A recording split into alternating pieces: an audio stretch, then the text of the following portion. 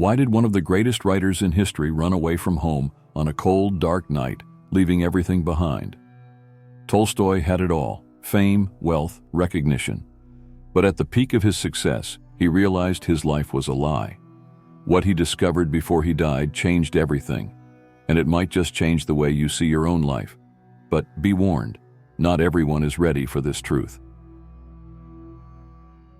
The clock had just passed midnight when Leo Tolstoy left his home, never to return. The relentless Russian cold bit at his skin as he walked through the shadows, never looking back. At 82 years old, one of the greatest writers in history was leaving like a fugitive. No riches, no luxury, no safety. A man who had spent decades building a literary empire was now wandering like a stranger, carrying only a small sack of belongings. But what could drive one of the world's most influential intellectuals to abandon everything at the end of his life? What forced him to trade the grand aristocratic halls for the anonymity of frozen roads? The scene was almost cinematic. The mansion that once symbolized his success had now become his prison. While his children slept and his wife, Sophia, rested, Tolstoy stepped through the gates of his estate, his steps firm yet hesitant. He didn't know exactly where he was going. He only knew he couldn't stay. His writings had influenced millions. His works were read by intellectuals and kings. Yet that night, in the bitter cold, he was no literary genius. He was just a man searching for peace, the same peace his books had tried to unravel, but that his soul had never truly found. This wasn't an ordinary escape. It wasn't an act of desperation, nor a moment of madness. It was a calculated, inevitable decision, the conclusion of a journey that had begun long before that night. To understand what led Tolstoy to this moment, we need to go back in time, to revisit his rise to success and the emptiness that grew inside him. Because, as paradoxical as it sounds, it was precisely when he had everything that he realized he had nothing.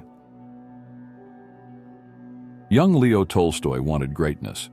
From an early age, he believed that success, recognition, and glory were the pillars of a meaningful life. He pursued them obsessively, and he got them. His works became immortal, the aristocracy revered him, and intellectuals bowed before his genius. But when he finally reached the top, a harsh truth consumed him. It was all an illusion. At 50 years old, at the peak of his career, the feeling of triumph he had always expected never came. Instead, a deep abyss opened inside him. What should have been satisfaction became restlessness. What should have been happiness turned into anguish. He looked around and saw other intellectuals intoxicated by luxury, entertained by shallow pleasures, discussing empty theories while their souls withered away. He saw the aristocracy trapped in a theater of appearances, prisoners of their own status. None of it made sense anymore. The glory that once seemed to hold the answer to his existence now felt like a cruel trick. His words were celebrated, yet his inner voice screamed that something was terribly wrong. If wealth and fame couldn't bring meaning, then what was the point of continuing? Tolstoy was consumed by an overwhelming existential crisis. For the first time, he saw death not as a distant event, but as a question without an answer. Everything he had achieved, everything society considered grand, seemed meaningless in the face of life's inevitable end. If time would erase all names and accomplishments, why spend a lifetime building something that would eventually fade into oblivion? The idea of achieving eternity through fame now seemed childish. He had reached everything he had ever wanted, and yet at the same time, he realized he had never been more lost. Tolstoy was not the kind of man who could accept living in emptiness. If success and wealth didn't bring him meaning, then where could he find it? His search became an obsession. He buried himself in books, seeking answers in science, philosophy, and theology. He read the works of the greatest minds in history, trying to apply their teachings to his own life. But with every attempt, he only grew more frustrated. Science offered him rational explanations about life and the universe, but it couldn't fill the existential void inside him. The philosophy of great thinkers like Kant and Schopenhauer was sophisticated, but it did nothing to ease his anguish. Even organized religion, which provided a foundation for many, seemed corrupted by empty dogmas and power struggles. No answer was enough. No explanation could quiet his tormented mind. The more he searched, the further he felt from the truth. But something intrigued him deeply. While he and other intellectuals drowned in endless philosophical debates, he saw Russian peasants living with serenity. They had no wealth, no education, yet they seemed to carry a peace within them that he had never known.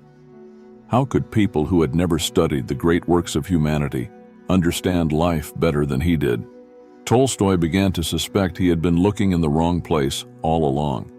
Maybe the meaning of life wasn't found in complexity, but in simplicity. Russian aristocracy lived under the illusion that knowledge and status guaranteed a superior life. But for Tolstoy, that illusion collapsed when he began to observe the peasants. These people had no money, no books, none of the luxuries he had always known, and yet they seemed more connected to life than any intellectual he had ever met. While the elite got lost in endless debates about the meaning of existence, the peasants simply lived, working the land, sharing simple moments with their families, cultivating a faith that needed no philosophical justification. This contrast shook Tolstoy to his core. He realized he had spent years searching for answers in words, while the peasants found answers in action. They didn't need theories about happiness to be happy. They didn't need complex reflections to understand the value of life. For them, meaning wasn't in abstract thought, it was in real experience. While intellectuals debated the existence of God, they simply believed. While philosophers analyzed what it meant to live, they just lived, and that forced Tolstoy to question everything he had ever learned. But abandoning an aristocratic and intellectual mindset wasn't easy. Tolstoy had built his entire identity around knowledge, status, and sophistication. Accepting that the truth might lie in simplicity required more than curiosity. It required humility. He started to realize that the problem wasn't just in the answers he sought, but in the way he was searching for them. Tolstoy understood that it wasn't enough to comprehend the meaning of life. He had to live it. Tolstoy was convinced that a simple life was the key to a meaningful existence. But this transformation led to an unavoidable conflict. His family didn't want to follow the same path. His wife, Sophia, was his strongest opposition. She couldn't understand how a man who had built a literary empire, who had earned respect, wealth, and influence, could suddenly want to give it all up. To her, this wasn't a search for meaning. It was a betrayal of the family they had built together. What was once a stable marriage turned into an emotional battlefield. Tolstoy wanted to give away his wealth and live humbly. Sophia feared for their children's future. He saw money as a burden. She saw it as protection. He wanted to break away from the aristocracy. She wanted to hold on to stability. Their conflict grew, and every attempt at reconciliation only widened the gap between them. For Tolstoy, staying meant denying everything he had discovered. For Sophia, leaving meant losing everything they had built.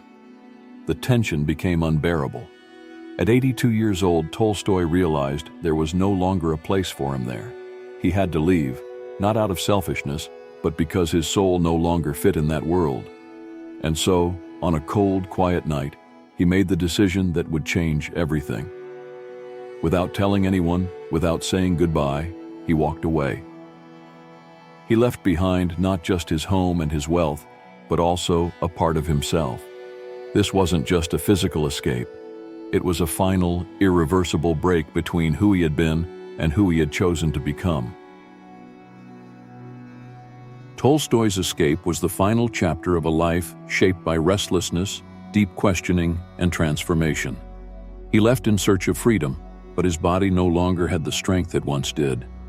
Just days after abandoning his home, he fell gravely ill and was taken to a small train station in the village of Ostapovo. There, surrounded by doctors, journalists, and onlookers, one of the greatest writers in history spent his final moments. But his death was not the end. It was the beginning of something greater. His ideas outlived his existence. Tolstoy rejected materialism, the relentless pursuit of status, and the obsession with wealth. And this philosophy inspired generations. Gandhi, for instance, found in Tolstoy the foundation for his nonviolent resistance movement. Martin Luther King Jr. echoed his views on morality and peaceful defiance. His disdain for luxury and his belief in a life of simplicity continue to influence social and spiritual movements to this day. What Tolstoy discovered on his journey was not just a truth about himself, it was a truth about all of us. How many people today spend their lives chasing external achievements only to realize they still feel empty inside? His legacy is not just literary, it is existential. He proved that the true value of life is not in what we accumulate, but in how we live. And that is a lesson that will never lose its relevance. Tolstoy's story isn't just about one man. It's the story of everyone who has ever asked themselves, what truly makes life worth living? He had the courage to question what most people never dare to. He had the strength to walk away from what no longer made sense. But do we really need to reach an extreme before we recognize the obvious? The real purpose of life isn't found in fame, wealth, or the approval of others. It's found in living with authenticity, in what brings us true peace. Now the question is, what about you? Are you living a life of purpose, or just following a script you didn't write? Tell us in the comments, what truly matters to you? Your reflection might inspire someone else. Most people feel like something is wrong, but they keep living on autopilot. Will you ignore it, or will you take action? The choice is yours. If this message resonated with you, leave a like. This helps YouTube recognize that this content is valuable and share it with more people. And share this video with someone who needs this reflection. If you haven't subscribed yet, hit that subscribe button and turn on notifications so you don't miss future videos. Thank you for spending your time here. Your presence is valuable, and so is your journey. See you in the next video.